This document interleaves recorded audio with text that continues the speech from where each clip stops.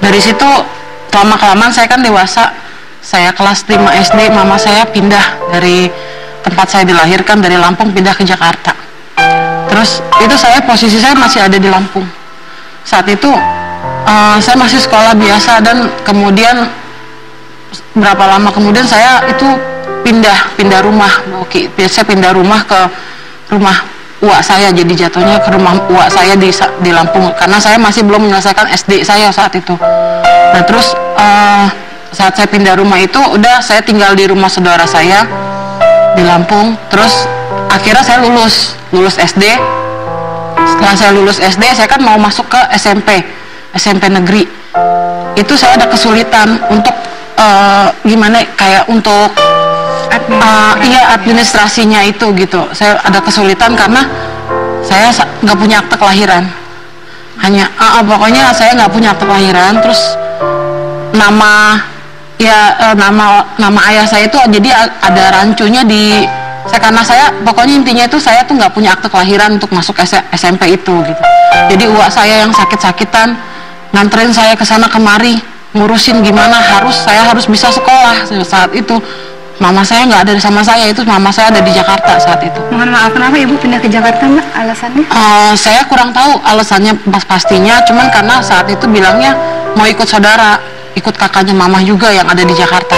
Sehingga Anda sebagai putri satu-satunya dititip sama uak tetap di Lampung ya? Karena nenek sama kakek saya udah meninggal. Ya, kemudian saya itu saat kelas 1 SMP itu, karena saya juga akhirnya diajak sama mama ke Jakarta, jadi saya pindah sekolah ke Jakarta.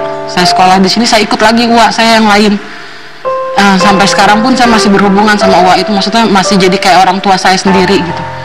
Terus saat itu ya mama saya udah punya adik kecil, Sudah menikah lagi ketika di Jakarta? Saya katanya sih seperti itu, sudah menikah lagi. Teman saya memang belum tahu gitu. Cuman ya karena memang sudah punya adik ya sudah ya, karena saya ya itu dia nggak bersalah gitu kan istilahnya. Terus suami ibunya Mbak tinggal bersama dengan ibu di Jakarta? Enggak, suaminya katanya masih ada di Lampung.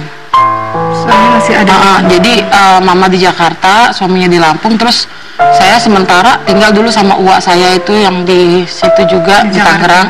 Di Tangerang saya tinggal di sana hanya sampai lulus aja. Saya sampai lulus SMP, akhirnya belum sampai lulus mama udah pindah lagi ke Lampung, ikut sama suami yang keduanya pindah lagi ke Lampung. Akhirnya saya SMA juga di Lampung lagi, saya pindah lagi ke Lampung. Nah terus setelah saat SMA ini saya masih belum dikasih tahu kan, karena saya taunya hanya meninggal, papa saya hanya meninggal. Ya udah, terus saya saat udah dewasa gitu, saya udah tamat SMA itu saya pindah ke Jakarta buat cari kerja. Jadi Mbak bolak-balik ke Lampung, Jakarta, Lampung, Jakarta? Iya, saya bolak-balik Jakarta, saya cari kerja. Akhirnya saya bekerja di tempat yang satu, terus pindah lagi ke tempat yang satu. Dan gitu saya ketemu sama suami saya yang sekarang. Di saat itulah saya membutuhkan banget sosok ayah saya gitu. Karena saat kita menikah kan kita harus ada wali, kita harus punya siapa saudara kandungnya. Selama ini ketika Mbak masih kecil sampai remaja sebelum menikah diberitahukan nama sang bapak kan? Namanya iya, saat saya dirapot dikasih tahu namanya ada namanya. Tapi pas saat menikah beda namanya sama ada yang ada di rapot saya. Namanya beda. Kenapa namanya bisa berbeda antara nama yang di rapot yang selama ini Mbak kenal, kemudian dengan nama wali berbeda? Nggak tahu, katanya sih yang nama yang aslinya ini, karena kan saya mendesak mama saya terus, saya harus tahu yang nama yang sebenarnya gitu. Katanya ternyata yang inilah katanya nama sebenarnya gitu. Yang pas saya mau nikah, jadi bukan saat yang ada saat saya tahu di Lampung. Jadi ibu Anda betul-betul tidak pernah menceritakan tentang ayah biologis Anda sama sekali. Dan seperti apa penghayatan Anda waktu masa kecil tentang kejadian ini? Masa kecil saya sama sekali nggak kayak orang-orang gitu ya. Saya nggak kenal, saya nggak tahu, saya pengen nggak merasakan sama sekali gitu kasih sayang ayah saya tuh seperti apa sama saya. Saya mau minta apa-apa saya nggak punya, maksudnya nggak bisa gitu. Cuman sama mama, memang sih mama tulang punggung keluarga saya gitu. Cuman saya juga gimana ya, saya mau cari ayah, cuman hanya tahu meninggal. Tapi kan kita juga nggak tahu juga saudaranya yang mana, yang lainnya atau gimana gitu. Saya nggak tahu. Kemudian Anda punya ayah tiri kan ya? Iya, saya punya ayah Bagaimana tiri. perlakuan ayah tiri Anda kepada Anda? Saya di rumah ayah tiri saya itu saya nggak tinggal di sana. Saat ayah tiri saya sudah di situ, saya langsung nggak tinggal bareng gitu sama ayah tiri saya. Saya langsung ke Jakarta. Kan saat itu saya langsung di Jakarta, saya udah nggak pernah tinggal bareng sama ayah tiri saya itu gitu. Mbak, mohon maaf, ketika diberitahu sejak kecil ternyata Bapak sudah meninggal dunia, ternyata makamnya juga nggak tahu ada di mana.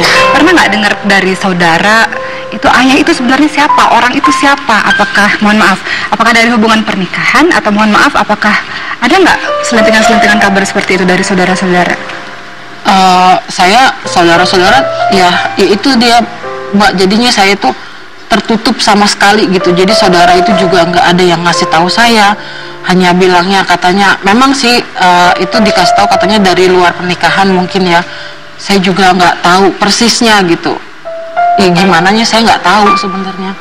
Jadi ya saudara saya bilang nggak ada yang terus terang semuanya, karena mereka juga hanya bilangnya udah meninggal, udah itu terus. Itu yang Anda pahami dia. Iya, Sehingga selalu. Anda punya ayah tiri yang Anda harapkan menjadi pengganti ayah kandung Anda. Namun ternyata bagaimana hubungannya?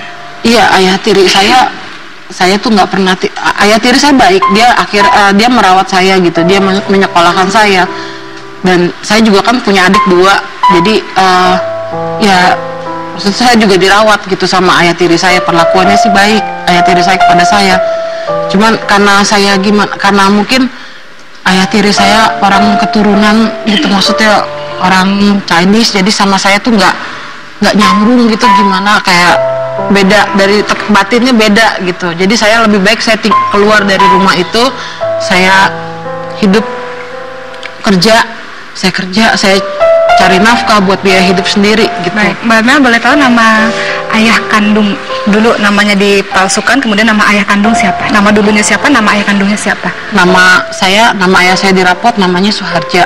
Suharja. Beliau Iya. ini siapa? Diceritain nggak sama Mama? Beliau ini siapa, kok ada timbul tiba-tiba nama tersebut? Saya juga, Mama nggak pernah cerita sih sama saya, cuman katanya dulu ini masih saudara tiri, jadi masih bukan saudara, jadi minjem nama untuk menikah, katanya begitu. Setelah itu mendapatkan nama ayah kandung ini, diceritakan juga ayah kandung ini setelah bertahun-tahun diceritakan nggak sama Ibu?